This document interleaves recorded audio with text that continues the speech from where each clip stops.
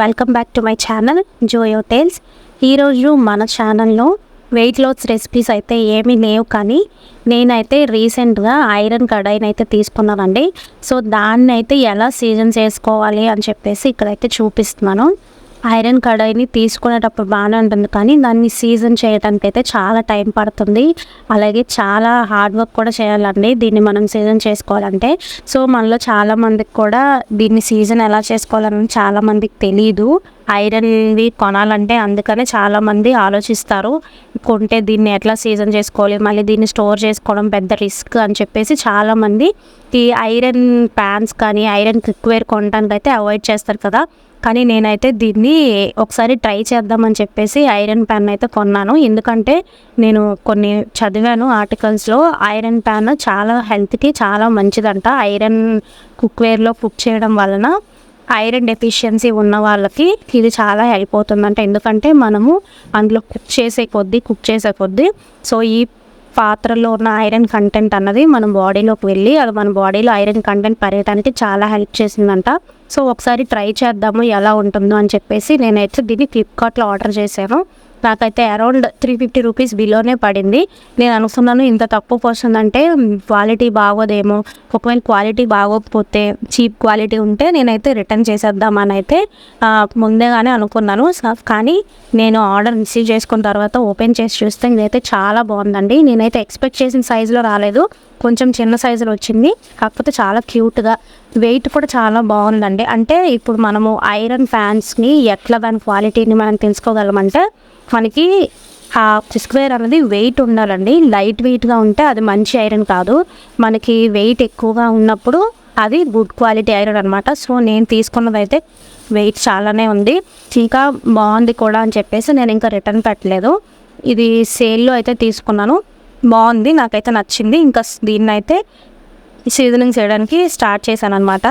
దీన్ని సీజన్ చేసేటప్పుడు చేతులు నొప్పులు చాలా భయంకరంగా ఉంటాయండి, ఎందుకంటే కంటిన్యూస్గా మనం దీన్ని స్క్రబ్ చేస్తూనే ఉండాలి. సో నేనైతే ఫస్ట్ ఈ ఫ్యాన్ అన్ప్యాక్ చేసిన వెంటనే ఫస్ట్ వాటర్లో అయితే ఒకసారి వాష్ చేసుకున్నాను. వాటర్లో వాష్ చేసుకున్న తర్వాత సోప్లో కానీ లేదంటే లిక్విడ్స్ ఉంటాయి కదా, వాటిని యూజ్ చేసి అయితే మనం స్క్రబ్ చేసుకోవాలి. నేనైతే ఇక్కడ లిక్విడ్ని అయితే యూజ్ చేశాను, విమ్ లిక్విడ్ని యూజ్ చేసి హార్డ్ స్క్రబ్బర్ ఉంటుంది కదా, ఆ స్క్రబ్బర్తో అయితే కంటిన్యూస్గా ఇంకా స్క్రబ్ చేస్తున్నాను. నేనైతే అరౌండ్ ఒక 7-8 టైమ్స్ అయితే డే 1లో అయితే స్క్రబ్ చేశాను. ఇది ఇప్పుడు ఈ క్లిప్పింగ్స్ ఇవన్నీ డే 1కి సంబంధించినవి. డే 1లో అయితే అరౌండ్ 7-8 టైమ్స్ అయితే నేను బాగా వాష్ చేసుకున్నాను. 7-8 టైమ్స్ వాష్ చేసుకున్న తర్వాత కొంచెము స్టెయిన్స్ మార్క్స్ తగ్గాయి అన్నప్పుడు మనము ఇంకా టిష్యూ పేపర్ కానీ వైట్ క్లాత్ కానీ తీసుకొని తడి అనేది లేకుండా ఈ ప్యాన్ మొత్తాన్ని డ్రై చేసేసుకోవాలి. ఈ ప్యాన్ మొత్తాన్ని బాగా తడి లేకుండా మొత్తం బాగా తుడిచేసుకున్న తర్వాత మనమైతే స్టవ్ వెలిగించి ఈ ప్యాన్ అయితే హీట్ అవ్వనివ్వాలి. సో ఈ ప్యాన్ హీట్ అవుతున్నప్పుడు అందులోంచి మనకి వేడి మంటలు అయితే వస్తాయి కదా, సో మనకి వేడి తెలుస్తున్నప్పుడు ఇందులో అనమాట మనం ఆయిల్ వేసి సీజన్ చేసుకోవాలి. ఇది డే 1 అండి. ఇదే ప్రాసెస్ని మనము అట్లీస్ట్ 4-5 డేస్ అయితే రిపీట్ చేయాల్సి ఉంటుంది.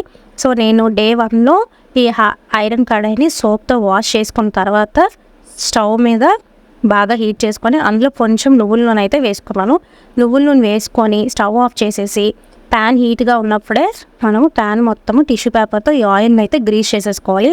ఆయిల్ అంతా బాగా అప్లై చేసేసుకోవాలి. ఫ్రంట్ పార్ట్ అప్లై చేసుకున్న తర్వాత ఇంకా బ్యాక్ సైడ్ కూడా అప్లై చేసేసుకోవాలి. ఈవెన్ హ్యాండిల్స్కి కూడా అప్లై చేసుకోవాలి. సో అప్లై చేసుకునేటప్పుడు కేర్ఫుల్గా ఉండండి, ఎందుకంటే ప్యాన్ చాలా వేడిగా ఉంటుంది. పొరపాటున కానీ టచ్ అయితే స్కిన్ ఊడొచ్చేసే అవకాశం కూడా చాలా ఎక్కువ ఉంటుంది. కాబట్టి జాగ్రత్తగా ప్రతి కార్నర్ ప్రతి ఎడ్జ్ కూడా ఆయిల్తో సీజన్ అయ్యేటట్టు మనము స్ప్రెడ్ చేసుకోవాలి. నేనైతే ఇంకా ఫ్రంట్ బ్యాక్ బాగా స్ప్రెడ్ చేసేసుకొని ఇంకా ఓవర్ నైట్ అయితే పక్కన పెట్టేసుకొని స్టోర్ చేసుకున్నాను. సో ఇలా ఓవర్ నైట్ పక్కన పెట్టేసుకుంటే మనకి ప్యాన్ అనేది ఆయిల్ అంతా బాగా అబ్జర్వ్ చేసుకొని నెక్స్ట్ డే మళ్ళీ మనం క్లీన్ చేయడానికి అనమాట ఈజీ అవుతుంది. సో ఇలా అప్లై చేసేసుకొని నైట్ అంతా పక్కన పెట్టేసుకున్నాను. నెక్స్ట్ డే 2 అండి. సో డే 2లోకి వచ్చేసరికి చూసారు కదా ఆయిల్ పీల్చుకొని ప్యాన్ అయితే ఎలా ఉందో. సో ఇప్పుడు మళ్ళీ సేమ్ ప్రాసెస్ రిపీట్ చేయాలి. మళ్ళీ ఒకసారి వాటర్తో ఫస్ట్ బాగా కడిగేసుకొని తర్వాత మీ దగ్గర సోప్ బార్ ఉంటే సోప్తో కానీ లేకపోతే లిక్విడ్ ఉంటే లిక్విడ్ ఏదో ఒకటి వేసుకొని బాగా వాష్ చేయాలి. మీరైతే యూజ్ చేసేటప్పుడు హార్డ్ స్క్రబ్బర్ యూజ్ చేయండి. చూస్తున్నారు కదా, సాఫ్ట్ స్క్రబ్బర్స్ అయితే అంత ఎఫెక్ట్ ఉండదు. హార్డ్ స్క్రబ్బర్స్ యూజ్ చేసి మీ బలం అంతా ఉపయోగించి కంప్లీట్గా అన్ని కార్నర్స్ మొత్తం మొత్తం ఫ్యాన్ అంతటిని కూడా బాగా మీరు వాష్ చేయాలన్నమాట, బాగా స్క్రబ్ చేసుకోవాలి. నేను సెకండ్ డే కూడా అరౌండ్ 5-6 టైమ్స్ అయితే రిపీట్ చేశాను సేమ్ ప్రాసెస్ని. బాగా స్క్రబ్ చేయడము, వాటర్తో కడగడము, మళ్ళీ సోప్ యూస్ చేయడము, మళ్ళీ స్క్రబ్ చేయడము, ఇలా అరౌండ్ ఒక 5-6 టైమ్స్ అయితే సెకండ్ డే రిపీట్ చేశాను. సెకండ్ డే కూడా ఎంత స్క్రబ్ చేసినా కూడా మళ్ళీ ఎంతో కొంత డస్ట్ అన్నది అయితే చేతికి తగులుతూ ఉంటుంది. మీరు ఇది క్లీన్ చేసేటప్పుడు మీ చెయ్యి మొత్తం బాగా మరకలుగా అయిపోతుంది. మళ్ళీ మీరు మీ చేతిని కూడా చాలాసేపు కడగాల్సి వస్తుంది. సో నేనైతే ఇలాగ చూస్తున్నారు కదా, డే 2లో కూడా ఇంకా మురికి ఉంది. సో ఇదే ప్రాసెస్ని 2 days ఇంకా రిపీట్ చేయాలి. సో నేనైతే థర్డ్ డే కూడా దీనైతే బాగా క్లీన్ చేసేసుకున్నాను.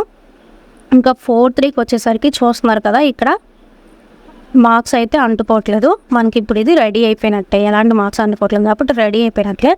ఇప్పుడు ఏం చేయాలంటే స్టవ్ వెలిగించి ప్యాన్ పెట్టుకొని అందులో మళ్ళీ కొంచెం ఆయిల్ వేసుకోవాలి. మీరు సెకండ్ డే థర్డ్ డే కూడా వాష్ చేసేసిన తర్వాత మళ్ళీ ప్యాన్ హీట్ చేసి మళ్ళీ అందులో ఆయిల్ వేసి ప్యాన్ అంతా స్ప్రెడ్ చేసుకొని ఓవర్ నైట్ అయితే పక్కన పెట్టేసుకోవాలి. 3 days అలా చేసిన తర్వాత ఇది 4th డే అనమాట. 4th డే రోజు సేమ్ మళ్ళీ ఆయిల్ వేసి ప్యాన్ అంతా స్ప్రెడ్ చేసేసుకొని ఇప్పుడు అందులో అయితే ఉల్లిపాయ ముక్కలు వేసుకోవాలి. ఉల్లిపాయ ముక్కలు వేసుకొని ఉల్లిపాయలు బాగా ఫ్రై అయ్యే వరకు ప్యాన్లో ఫ్రై చేసుకోవాలన్నమాట. ఆయిల్లో ఆ ఉల్లిపాయల్ని ప్రతి కార్నర్ టచ్ అయ్యేటట్టు కలుపుకుంటూ బాగా ఫ్రై చేసుకోవాలి. బాగా మాడిపోవాలన్నమాట ఉల్లిపాయలు. సో ఈ ఉల్లిపాయలు వేయడం వల్ల మనకి ప్యాన్ అనేది బాగా సీజనింగ్ అవుతుంది. సీజనింగ్ అయ్యి ఇంకా మనము యూజ్ చేసే కొద్దీ లాంగ్ రన్లో ఏమవుతుందంటే మనకి ప్యాన్ అనేది నాన్ స్టిక్లా తయారవుతుంది అనమాట. చాలా బాగా ఉపయోగపడుతుంది. ఈ ఆనియన్స్ అన్నీ బాగా ఫ్రై చేసేసుకోవాలి. ఆనియన్స్ బాగా ఫ్రై అయిన తర్వాత బాగా డార్క్ అయిపోతాయి. డార్క్ అయిపోయిన తర్వాత ఇంకా స్టవ్ ఆఫ్ చేసేసి ఆనియన్స్ అయితే పక్కన పడేయాలన్నమాట. డస్ట్బిన్లో పడేసుకోవాలి. ఆయిల్ కూడా పడేసుకోవాలి. అస్సలు ఈ ఆనియన్స్ అయితే యూజ్ చేయకూడదు. సో ఇది పడేసుకున్న తర్వాత మళ్ళీ సోప్ పెట్టి బాగా వాష్ చేయాలి. ఒక 2-3 టైమ్స్ మళ్ళీ వాష్ చేసుకోవాలి. మళ్ళీ వాష్ చేసేసుకొని మళ్ళీ స్టవ్ వెలిగించి మళ్ళీ ఆయిల్ వేసి ప్యాన్ అంతా గ్రీస్ చేసుకొని ఇంకా మనము యూజ్ చేసుకోవడానికి ఇది రెడీ అయిపోయినట్లే. సో ప్రతిసారి మనము కుక్ చేసేటప్పుడు వేడిగా ఉన్నప్పుడైతే మనము దీన్ని వాష్ చేయకూడదండి. వేడిగా ఉన్నప్పుడు అస్సలు వాష్ చేయకూడదు. చల్లగా అయిన తర్వాత సోప్ పెట్టి మళ్ళీ బాగా క్లీన్ చేసేసుకున్న తర్వాత ప్యాన్ హీట్ చేసి ఆయిల్ అయితే అప్లై చేసేసి దీన్ని మనం స్టోర్ చేసుకుంటే మనకి ఈ ఐరన్ కడాయిస్ అనేవి చాలా ఇయర్స్ నాన్ స్టిక్ ప్యాన్స్లో వర్క్ అవుతాయి. మీకు కనుక ఈ వీడియో నచ్చినట్లయితే వీడియోని లైక్ చేసి ఛానల్ని సబ్స్క్రైబ్ చేసుకోండి. మళ్ళీ రేపటి వీడియోలో కలుద్దాం. అప్పటి వరకు bye bye. Thank you for watching.